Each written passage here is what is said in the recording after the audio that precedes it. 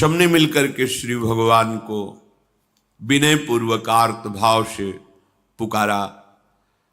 आकाशवाणी हुई, निर्भय हो जाओ, निश्चिंत हो जाओ, मैं स्वयं अपने अंशों के सहित अवतार लेकर इस भूमि का भार हरण करूंगा।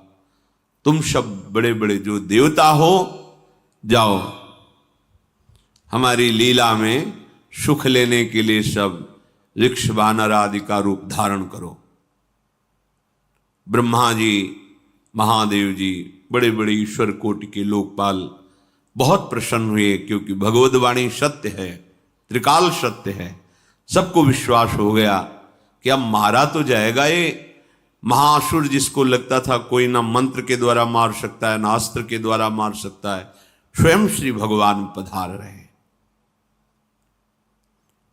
भगवान ने जो निरंतर भजन प्राण रहते हैं, कश्यप जी, अदिति जी, वो भगवान के वात्सल्य में भरे थे।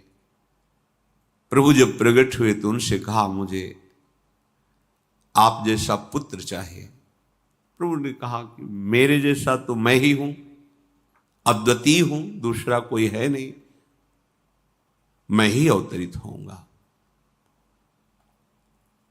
भजन में देखो कितनी सामर्थ्य है। जगत पिता को पुत्र रूप में प्राप्त कर रहे हैं।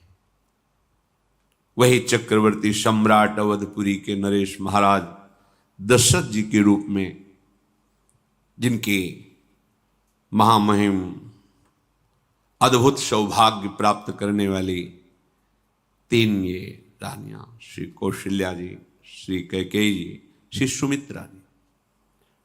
भगवान वशिष्ठ जी इनके गुरुदेव हैं। प्रायः बड़े बड़े महान जो राज्य पालक रहे, उनके ऊपर, राजा के ऊपर महाराजा विराजमान रहे। ऊपर से स्वर्गलोक आदि लोकों से भी ये शिक्षा मिली है।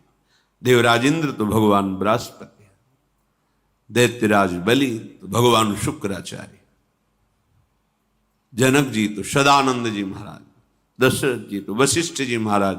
ऐसा था, क्योंकि जहां हमारा विवेक काम नहीं करता, वहां ये ब्रह्मबोध संपन्न महापुरुष तत्काल हमको संभालते हैं। महाराज दशरथ जी के हृदय में प्रबल लालसा हुई कि अब अवस्था व्यतीत होती जा रही है, पर जो गृहस्थ धर्म का परम लाभ है वो तो हुआ ही नहीं। वशिष्ठ जी के चरणों में प्रणाम करके कहा, भगवान एक ही बात की असंतुष्टता है, हमारे कोई पुत्र नहीं है।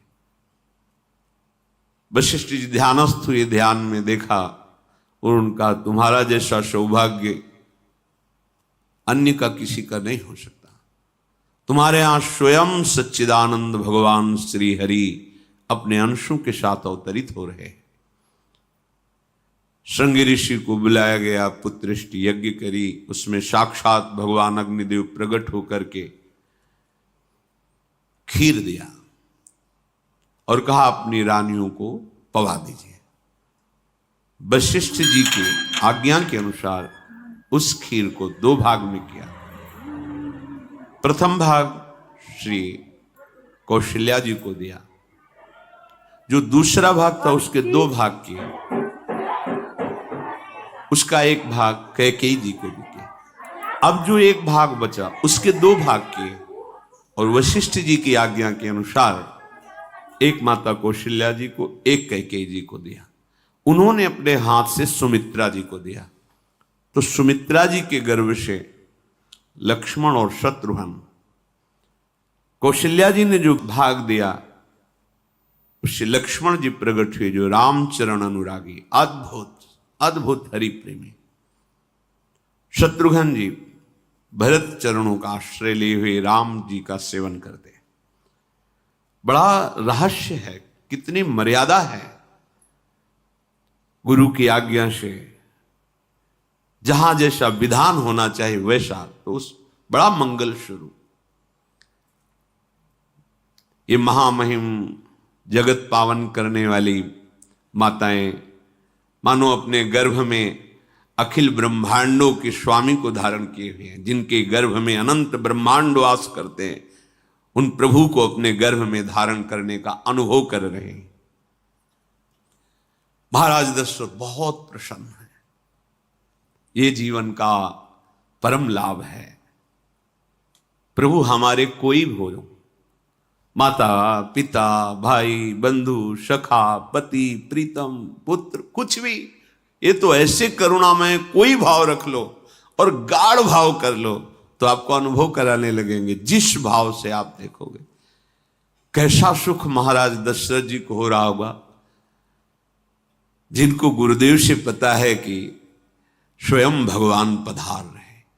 प्रतिपल इनके दर्शन करके कौशल्या जी, कैकेयी जी, सुमित्रा जी के प्रेम पुलकित रहते हैं। दशरथ जी अहो भाग्य, साक्षात भगवान पधार रहे हैं। समय व्यतीत हुआ, जोग लगन